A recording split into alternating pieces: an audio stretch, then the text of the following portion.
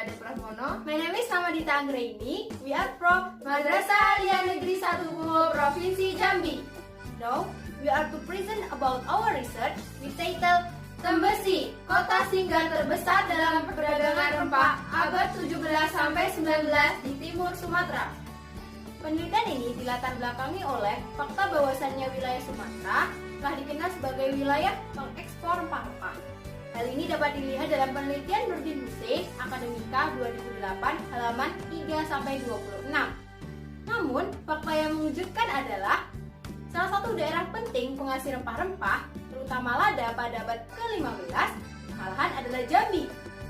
Faktanya pada tahun 1545, Jambi telah dikenal sebagai salah satu daerah penting penghasil lada. Tentu saja, hal ini tidak lepas dari peran Sungai Batanghari dan anak Sungai Batanghari yang merupakan urat nadi dan tulang punggung wilayah Kesultanan Jambi. Anak-anak Sungai Batanghari ini yaitu Merangin, Tabir, dan juga Tembesi.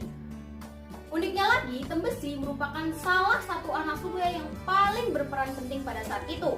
Hal ini dapat dilihat dari fungsi pelabuhan Tembesi yang dinilai sangat berpengaruh dan strategis. Fakta uniknya lagi, Jambi dan juga pelabuhan Tembesi baru dapat dikuasai Belanda pada tahun 1916. Menurut buku yang ditulis oleh Barbara Watson Andaya, Maximilian, halaman 20, A History of Malaysia, alasan mengapa Belanda memilih pelabuhan Tembesi atau daerah Tembesi untuk sebagai sirkulasi perdagangan rempah-rempah adalah karena Tembesi merupakan wilayah pertemuan antara dua anak sungai, yaitu dari barat laut, yaitu Sorolongun dan Bangko, dan barat daya dari Pungo dan Tebo. Lokasi ini dinilai sangat strategis untuk mengontrol jual beli perdagangan rempah-rempah dan jual beli perdagangan kebutuhan pokok. Pembahasan selanjutnya yaitu metode penelitian. Metode penelitian yang digunakan adalah metode penelitian sejarah, terdiri dari 1 heuristik, 2 kritik sumber, 3 interpretasi, 4 historiografi. Selanjutnya, peran kota tua Tembesi.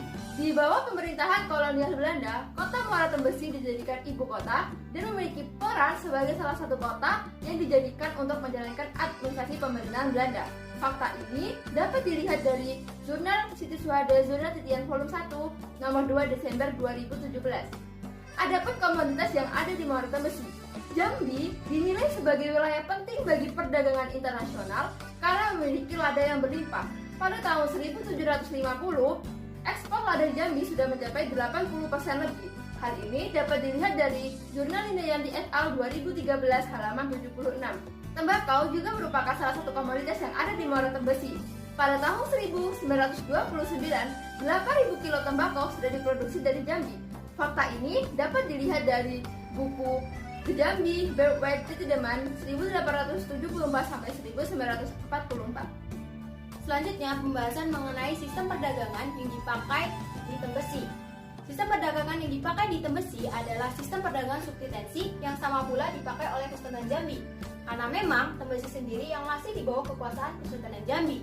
Namun, uniknya yang membedakan Tembesi dengan daerah Jambi ataupun daerah Kesultanan Jambi lain adalah dalam sistem mata uang dan alat pembayarannya, yaitu menggunakan kupon. Hal ini akan saya jelaskan lebih lanjut dalam contoh-contoh fasilitas yang terdapat di Tembesi.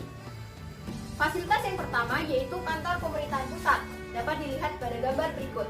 Kantor pemerintahan pusat ini sendiri berfungsi untuk mengontrol sumber daya manusia dan perekonomian dan juga perdagangan di Tembesi.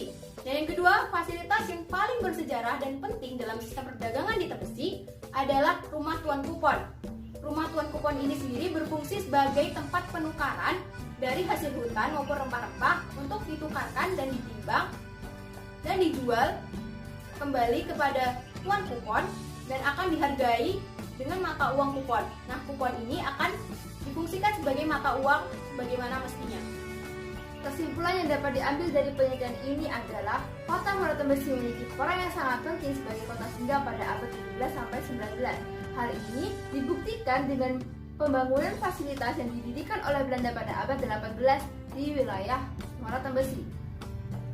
Saran dari penelitian ini adalah kami sebagai peneliti mengharapkan ke depannya agar pemerintah Provinsi Jambi dan pusat lebih memperhatikan Muara Tembesi untuk dijadikan sektor wisata sejarah dapat berupa revitalisasi terhadap bangunan-bangunan bersejarah di Tembesi. Selain itu juga dapat pemfungsian kembali peranan Sungai Batanghari sebagai jalur utama transportasi air untuk pengangkut barang-barang berat seperti kelapa sawit dan juga batu bara.